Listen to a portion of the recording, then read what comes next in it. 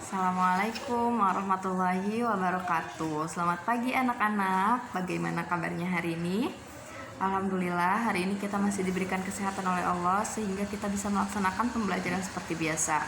Nah, tidak lupa Bu Guru ingatkan pada anak-anak yang belum melaksanakan sholat duha dan tahsin, silahkan sholat duha dan tahsin dulu, baru setelah itu lanjut belajar lagi. Nah, hari ini kita akan lanjut pembahasan kita tematik 5G subtema 2. Nah, hari ini kita akan masuk ke pembelajaran 3. Silahkan dibuka halaman 82. Nah, anak-anak, hari ini kita akan membahas tentang tokoh proklamator bangsa. Nah, siapa saja sih tokoh proklamator bangsa? Kita akan bahas. Nah, peristiwa silakan dibuka halaman 82 ya. Peristiwa kemerdekaan Republik Indonesia tidak terlepas dari peran dua tokoh bangsa, yaitu Bung Karno dan Bung Hatta. Nah, berikut ini kita akan membahas biografi singkat dari kedua tokoh tersebut. Yang pertama, Insinyur Soekarno. Insinyur Soekarno adalah salah satu tokoh proklamator Indonesia. Panggilan akrabnya adalah Bung Karno. Nah, Bung Karno membacakan teks proklamasi pada tanggal 17 Agustus 1945. Bung Karno lahir di Surabaya pada tanggal 6 Juni 1901. Beliau sering keluar masuk penjara, namun hatinya tetap teguh. Bung Karno pernah berkata, "Seorang pemimpin tidak berubah karena hukuman. Saya masuk penjara untuk memperjuangkan kemerdekaan dan saya meninggalkan penjara dengan pikiran yang sama." Nah, sebagai seorang tokoh pejuang, penderitaan yang dialaminya tidak melumpuhkan daya juangnya. Nah, Bung Karno dijuluki Singa Podium karena beliau pandai berpidato. Nah, pada tanggal 21 Juni 1970, Bung Karno meninggal dunia di Rumah Sakit Gatot Subroto, Jakarta. Jenazahnya dimakamkan di Blitar, Jawa Timur. Nah, Bung Karno adalah salah seorang pemimpin Indonesia yang sangat besar jasanya kepada bangsa dan negara. Lalu yang kedua, tokoh proklamator yang kedua ada Muhammad Hatta. Nah, Muhammad Hatta ini merupakan tokoh proklamator Indonesia, biasa disebut Bung Hatta. Nah, Insinyur Soekarno dan Bung Hatta ini disebut Dwi Tunggal Indonesia. Nah, Bung Hatta ini lahir pada tanggal 12 Agustus 1902 di Bukit Tinggi, Sumatera Barat. Bersama dengan Bung Karno, Bung Hatta mempersiapkan proklamasi kemerdekaan Indonesia. Ketika Bung Karno menjabat presiden, Bung Hatta menjabat sebagai wakil presiden. Lalu pada tahun 1956, Bung Hatta mengundurkan diri dari jabatannya sebagai wakil presiden. Nah, Bung Hatta juga menjadi pelopor usaha bersama di bidang koperasi. Karena jasanya itu, Bung Hatta diberi julukan Bapak Koperasi Indonesia. Lalu pada tanggal 14 Maret 1980, Bung Hatta meninggal dunia dan dimakamkan di Jakarta. Nah, itu tadi sedikit biografi dari tokoh proklamator kita, yaitu Bung Karno dan Bung Hatta. Selanjutnya, silahkan anak-anak buka halaman 84. Nah, langsung aja ya. Tidak berapa lama setelah kemerdekaan bangsa Indonesia diproklamasikan, tentara sekutu datang ke Indonesia untuk melucuti tentara Jepang. Nah, kedatangan tentara sekutu ternyata disertai dengan pasukan Belanda yang tergabung dalam NICA, Netherlands Indies Civil Administration.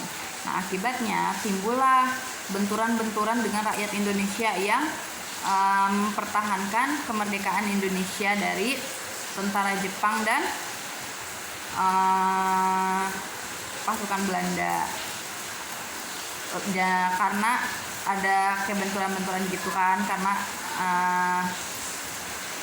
rakyat Indonesia mempertahankan kemerdekaannya, tapi kayak Jepang sama Belanda tuh kayak masih nggak ikhlas melepas Indonesia merdeka. Akibatnya terjadilah beberapa pertempuran di Indonesia. Pertempuran yang pertama ada pertempuran 10 November 1945 di Surabaya. Penjelasannya anak-anak bisa baca sendiri di halaman 84 sampai 85 ya. Lalu yang kedua ada pertempuran Ambarawa. Nah, ini juga terjadi pada tahun 1945 juga.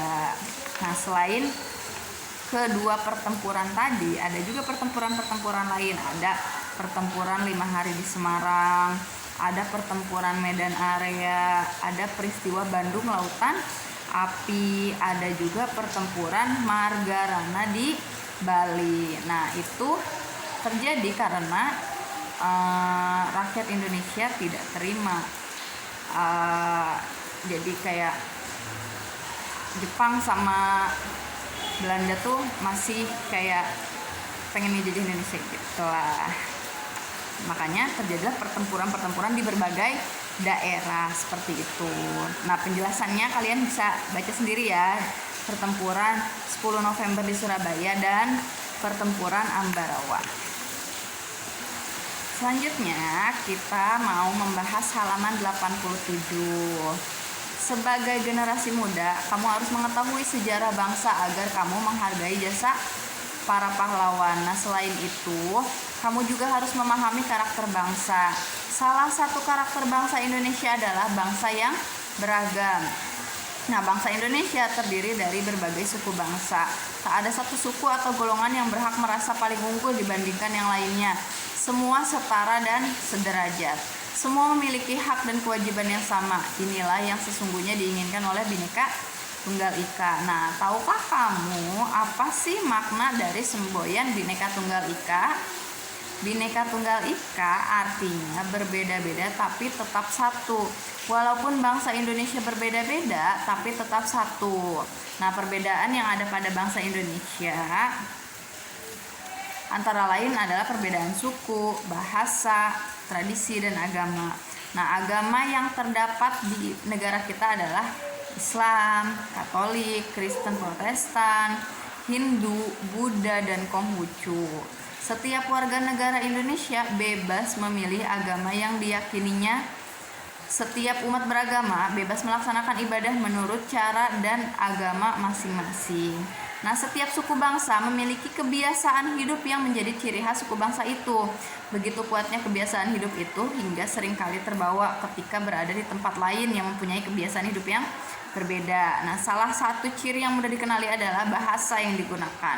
Setiap suku mempunyai bahasa yang berbeda dengan suku lain.